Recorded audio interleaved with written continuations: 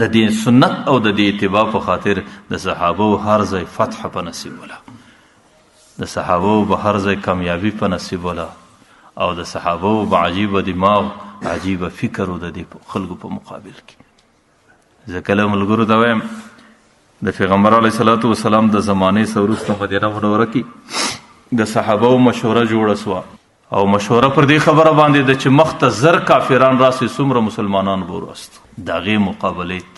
د بعضې صحابو مشوره دا ده 200 کسانو راله چې 200 کسان به د 0 کسانو مقابله کوي. د چا مشوره د 100 کسانو راله، د چا مشوره د 80 کسانو راله. حضرت خالد ابن ولید په دې مجلس کې ناست دی، هغه وایي چې هر څومره کسان دي یوازې زه به وله ورځم، بس یو سړی به د 0 مقابلې ته ورست. یو ملګری ورته وایي خالده د دې خبرې څه دې لږ تکبر معلومیږي،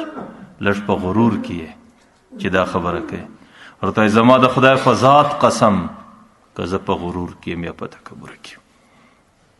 صرف زندگی می د پیغمبر علیه الصلاة والسلام پر نقشه ده،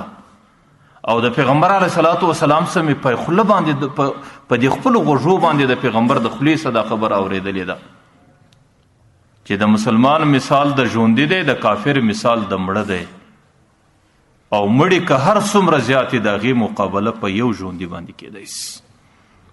ورته د پیغمبر په د خولې څخه مې دا خبره په خدای قسم اورېدلې ده چې د مسلمان مثال د باز دی، د کافر مثال د کوترې دی،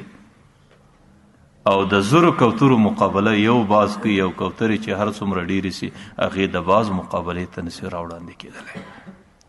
خو صرف خبره دا وه چې هغه زمانه کې د صحابو زندگی د پیغمبر علیه السلام پر نقشه وله،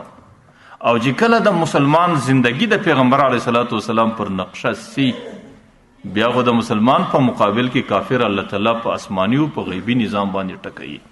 لیکن چې د مسلمان زندگی هغې د پیغمبر علیه الصلاة والسلام د نقشې څخه بدله سی، او مسلمان په زندگی کې داسې اعمال راسي چې د هغې په خاطر باندې د رب ناراضه سی، د هغې په خاطر د دین څخه دوري او لرېوالی راسي، د هغې په خاطر باندې دی مرتکب د ګناه کبیرو سی، بیا خو د هغه مسلمان ټکول الله تعالی په دې نورو قومونو باندې کوي.